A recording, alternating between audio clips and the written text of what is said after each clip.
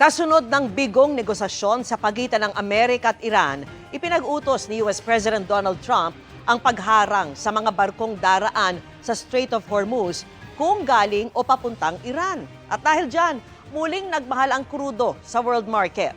Nakatutok si Dano Tingkungko. Iniutos ni US President Donald Trump sa US Navy ang pagharang sa lahat ng barkong papasok at lalabas sa Strait of Hormuz. Simula yan mamayang alas 10 ng gabi, oras sa Pilipinas. Pero paglilinaw ng US military, hindi haharangin ang mga barkong dadaan sa Strait of Hormuz na galing o papunta sa non-Iranian ports. Pinahanap din ni Trump ang mga nagbayad ng toll sa Iran na anyay hindi ligtas na makakadaan. Ayon pa kay Trump, sisirain din nila ang mines na inilatag ng Iran sa Hormuz. Iniutos sa mga yan kasunod ng 21 oras na bigong negosasyon ng Iran at Amerika sa Pakistan. Ayon kay US President J.D. Vance na kinatawan ng Amerika sa negosasyon, hindi tinanggap ng Iran ang mga kahilingan ng Amerika. Kabilang dyan ang paghinto sa paggawa ng nuclear weapon. We just could not get to a situation where the Iranians were willing to accept our terms. So we go back to the United States having not come to an agreement. Ang kahilingang yan tinawag na excessive o kalabisan ng Iran. Sabi pa ni Iranian Foreign Minister Abbas Araghchi, malapit na sana silang magkaroon ng kasunduan pero naka-engkwentro raw sila ng maximalism, pabago-bagong kondisyon at patakaran at blockade mula sa Amerika. Nauna ring sinabi ng parliamentary speaker ng Iran na bigong makuha ng delegasyon ng Amerika ang kanilang tiwala sa negosasyon. Ang bigong peace talk sa pagitan ng dalawang bansa at utos na blockade ni Trump sa Strait of Hormuz nagresulta agad sa pagtaas ng presyo ng krudo sa world market. Ang Brent crude mula mahigit $95 per barrel umakyat na sa mahigit $101 per barrel, habang ang West Texas Intermediate o WTI mula sa halos $97 per barrel na presyo ng krudo ay umakyat naman sa $103 per barrel. Dano Tingkungko, Nakatutok, 24 oras. Mga kapuso, lumalakas pero lumalayo sa Pilipinas ang super typhoon na may international name na Sinlaku sa labas ng Philippine Area of Responsibility. Base sa pinakauling datos ng Pag-asa, namataan ang super bagyo sa layong 2,430 kilometers silangan ng Visayas. Taglay na nito ang lakas ng hangin nasa 215 kilometers per hour at pagbugsong nasa 265 kilometers per hour. Pahilagang kalura ng pagkilos nito ngayon sa bilis na 15 kilometers per hour. Ayon sa Pag-asa, mas mababa na ang tsansa nitong pumasok sa PAR. Wala na rin itong inaasahang direktang epekto sa bansa. Mananatili ang maliwalas at mainit na panahon sa maraming lugar dahil sa ridge ng high pressure area at easterlies. Sumipa sa 46 degrees Celsius ang heat index kanina sa Cotabato City. Pinakamataas yan ngayong araw. Posibleng maulit yan bukas sa parehong lugar. Inasahang kakasuhan ngayong linggo ang nasa likod ng mga mali umanong impormasyon tungkol sa kalusugan ng Pangulo. Ayon yan sa Presidential Communications Office. Nakatutok si Sara Aguinaldo. Kahit ilang beses nang nagpakita sa publiko, tuloy ang pagpapakalat ng maling impormasyon tungkol sa kalusugan at buhay ng Pangulo ayon sa Presidential Communications Office o PCO. Lalo anilayang dumami nitong weekend. Yung aming anti-fake news na track namin over the weekend, Sandra, nagkaroon ng spike dito sa posting ng mga misinformation at mga fake news regarding the health of the President. No? Pero ang nasa likod dito, malapit ng masampahan ng reklamo ayon sa PCO. We are currently in the process of compiling all the pieces of evidence and hopefully within the week, mapangalanan na namin yung source nitong fake news at masampahan namin ng reklamo sa Department of Justice. Matatanda ang sumulat ang PCO at Department of Information and Communications Technology o DICT sa Meta, ang parent company ng Facebook. Yan ay parang hinging magpatupad ng hakbang laban sa pagpapakalat ng peking impormasyon at nakakapanik na content. Kung hindi, magkakasaraw ng legal na aksyon ng gobyerno ng Pilipinas laban sa kumpanya. Sabi ng DICT, sumagot na ang Meta sa gobyerno kagabi. They're supporting this initiative. Yung detalye ng mga actions that we'll take, I think this week mag-uusap pa kami. Ngayon naman, Once we escalate something to them, mabilis silang gumalaw. What happens in the internet stays in the internet. Nakapreserve po yan. Ang platform po, hindi lang Meta, but YouTube, TikTok, and the rest, meron na kaming agreement, evidence preservation. Pumirma naman sa Memorandum of Agreement o kasunduan ang PCO, DICT at Department of Justice para anila labanan ang pagpapakalat ng maling impormasyon, deepfakes at digitally manufactured content para linlangin ng publiko at lumikha ng panic. Para sa DICT, ang role namin ay cybersecurity and digital trust, protecting our digital space from coordinated deception because digital space is a shared responsibility. Mapapabilis din yung pag-turnover namin ng mga ebidensyang binubuo namin sa DOJ para mapabilis din yung kanilang trabaho magsampa ng kaso. Tiniyak naman ng DOJ na hindi masisikilang karapatan ng publikong magpahayag. Our commitment is clear. Proactive defense. Not overreach. We draw a firm line between criminal disinformation and protected speech, ensuring freedom of expression, the press, and open discourse. Sandra Aguinaldo, Nakatutok, 24 Oras. Mabilis na chikahan tayo para updated sa showbiz happening. Nag-I do na si UH barkada Andrew Petiera at kanyang kasintahang singer na si Eunice Jorge. Siyempre, present to witness their special day ang buong UH barkada. Enjoy naman sa kanyang bakasyon sa Bicol si Never Say Die star David Licauco. Nag-share pa ng snap si David kabilang ang kanyang selfie with Mayon Volcano sa background. Locked in si Gabby Garcia sa kanyang latest workout video. Kasama niya rin sa pag-achieve ng fitness goal ang boyfriend na si Khalil Ramos. May paliwanag na ang Philippine Space Agency o PhilSA tungkol sa nakitang liwanag sa kalangitan na ikinamangha sa iba't ibang bahagi ng bansa nitong Sabado ng gabi. Ang namataan na liwanag sa Palawan, Cagayan, Ilocos Region at Quezon halimbawa, bahagyang paangat ang galaw at magtagal ng ilang minuto bago tuluyang nawala. Ayon po sa PhilSA, maaring dahil ito sa pagdaan ng Zhilong 3 rocket na inilaunch ng China mula sa South China Sea. Space jellyfish daw ang tawag sa fenomeno na ito na nangyayari kapag ang exhaust plume ng isang rocket ay na-release sa matataas na altitude. Nakikita ito kapag twilight kung kailan nakalubog ang araw sa horizon.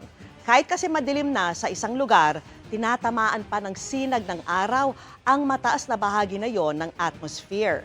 Pagtama sa plume ng rocket, ikinakalat nito ang sinag ng araw at nagre-resulta sa luminous at mala jellyfish na liwanag. Pumutok ang water pipeline ng Maynilad sa Tondo, Maynila na nakaapekto rin sa tubig gripo sa ilang bahagi ng Las Piñas, Parañaque, Pasay at Cavite. Naibalik ang supply pero mawawala ulit ngayong gabi. Nakatutok si Oscar Oida. Kanya-kanyang salok ng tubig ang mga taga-Tondo matapos pumutok ang pangunahing water pipeline ng Maynilad sa may Santa Maria Street, corner Coral Street sa Tondo. Kanya-kanyang ligo, kanya-kanyang langoy. Pero ang pagbaha ng tubig, nakaapekto sa supply ng tubig di lamang sa may Tondo, kundi maging sa may Las Piñas, Parañaque, Pasay at ilang bahagi ng Cavite. Kaninang umaga, naibalik na raw ang supply ng tubig sa may Tondo, Maynila. Pero ayon sa mga tauhan ng Maynilad, pansamantala pa lamang. Sir, temporary lang po yan, sir. Babalik po kami mamayang gabi. Para po matapos na po, ma-repair na. Sinamantala na ng ilan ang pagkakataong makapag-igib ng tubig. May mga naglinis ng motorsiklo. Ang ilan naman, nagsimula ng maglaba. Pagka hindi po natapos, ngayon pong araw na to, hindi natapos. Pag kinabukasan po, tatambak uli. Pero ang ilang laundry shop, di pa rin daw makapag-operate. Na po yung tubig may malakas pa ingin ng tao. Ayun, sa lababo namin, mahina pa. Pero ngayon magtatanggap kami, baka bukas kasi, meron na yan. Sinasabi na namin sa customer bukas na.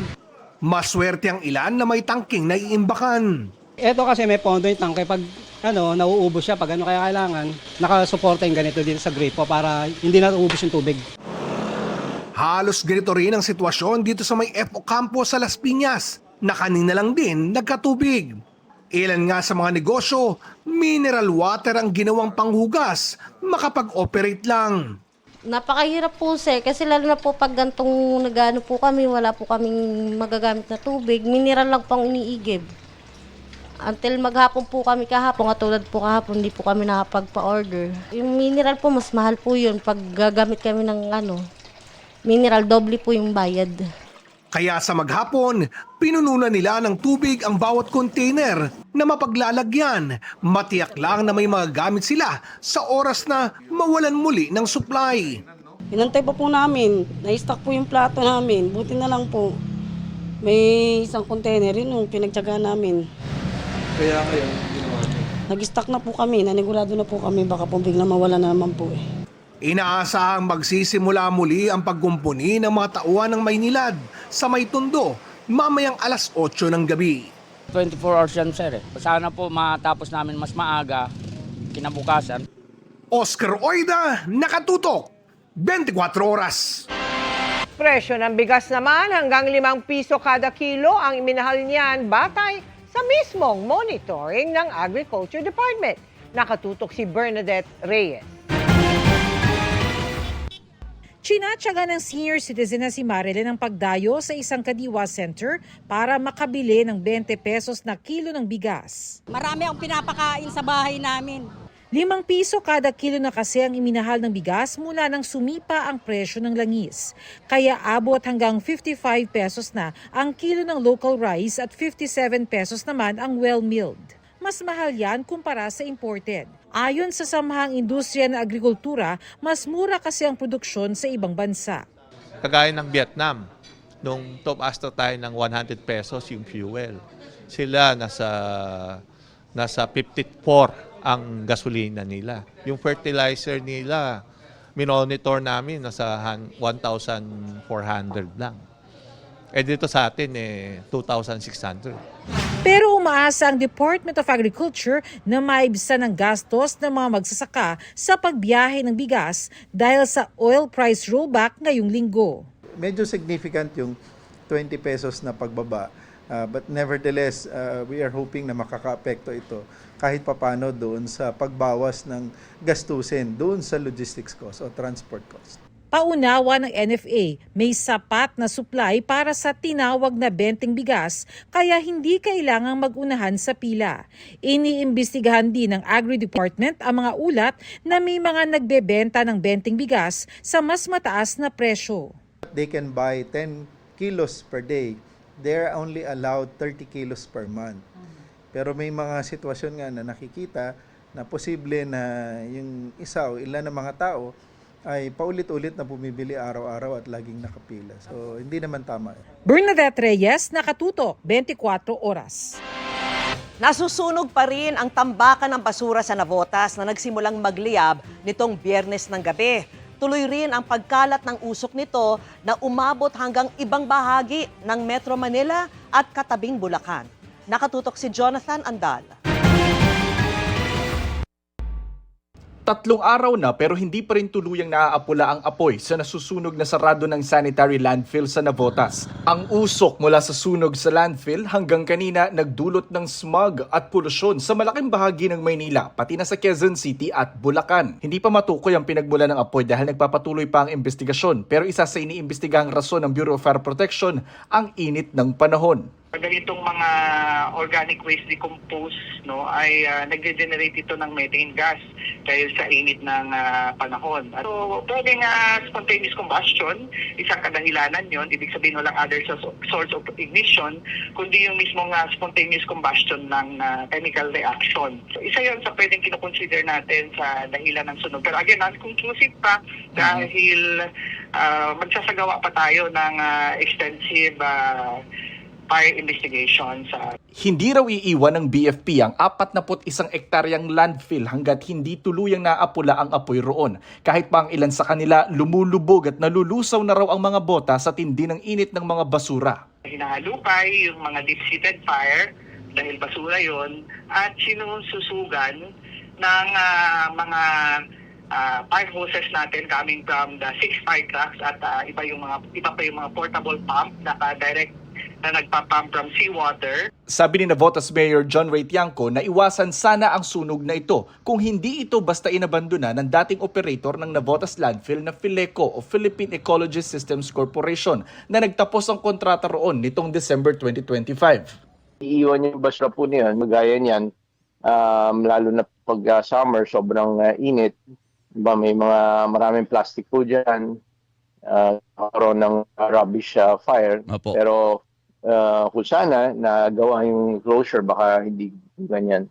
Sa ilalim ng batas, inoobliga ang mga operator ng sanitary landfill na bago tuluyang umalis, gumawa muna ng safe closure and rehabilitation plan kung saan kailangan muna nilang tabunan ng lupa ang mga basura, taniman ng halaman at lagyan ng gas ventilation gaya ng tubo ang ilalim ng mga basura para hindi matrap ang mga gas gaya ng methane na posibleng pagmulan ng sunog o pagsabog. Sabi ng ENB o Environmental Management Bureau ng National Capital Region, nagtabon naman ng lupa roon ang Fileco pero hindi nila tinapos. Nag-start lang nung soil cover pero hindi nga tinapos. Nag-back out, abandon sila. Kasi nag-pull out sila ng mga equipment doon sa site. Under RA 9003 at under din po dun sa kanilang ECC conditions, dapat 6 months prior to the cessation ng operation ng landfill, nakapag-submit na sila nung safe closure plan. Sinita raw yan noon ng EMB-NCR pero nagmatigas raw ang Fileco. Matapos ang sunog sa landfill, pinag-iisipan na ng gobyerno na sampahan ng Fileco ng mga reklamong administratibo, kriminal at sibil. Kanina naglabas ng pahayag ang Fileco, sinisisi nila ang San Miguel Aero City Incorporation, ang kumpanyang gumagawa ngayon ng New Manila International Airport sa Bulacan. Pinaalis daw kasi ng San Miguel ang mga tauhan at mga gamit ng Fileco sa Navotas Landfill noong Pebrero sa bisa ng writ of possession at notice to vacate na dala noon ng sheriff. Nag-ugat daw ito sa expropriation order na inilabas ng korte mula sa condemnation case na isinampa ng San Miguel Aero City laban sa Fileco. Pero bago daw sila pinaalis, nasimulan naman na raw ng Fileco ang safe closure and rehabilitation plan doon na alam naman daw ng San Miguel at ng Navotas LGU. Sinubukan naming hinga ng komento rito ang San Miguel pero wala pa silang tugon. Kanina may binuo ng task force ang iba't ibang ahensya ng gobyerno na tututok sa Navotas landfill para hindi na maulit ang sunog doon. Sabi ng EMB, tatapusin na ang safe closure and rehabilitation plan sa landfill pero kung sino ang magpopondo niyan, hindi pa alam sa ngayon. Jonathan Andala, Nakatutok, 24 Oras. Summer has no limit para kina Kapuso stars Mikey Quintos, Mika Salamanca at Gazini Ganados. Sparkling ang kanilang confidence from the sky to the beach.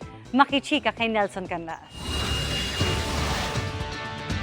Living the YOLO life si Encantadia Chronicles Sangre star Mikey Quintos as she unlocks another level ng tuparin niya ang matagal ng pangarap na makapag-skydiving sa Hawaii. From sky to sea, unstoppable sa kanyang adventures si Mikey na ipinakita rin ang kanyang galing in riding the waves while showing her toned beach bod.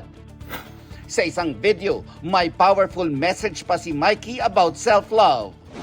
Young and confident naman ang vibes ni The Secrets of Hotel 88 star Mika Salamanca sa kanyang summer snaps. Blooming si Mika in her neutral-colored bikini and sun-kissed skin. Adding up to the summer heat, ang fierce photos ni Sparkle Beauty Gazini Ganados sa kanyang Instagram. I-flinex ni Gazini ang kanyang pixie cut at toned body, suot ang black skimpy swimwear. Nelson Canlas, updated sa Showbiz Happenings.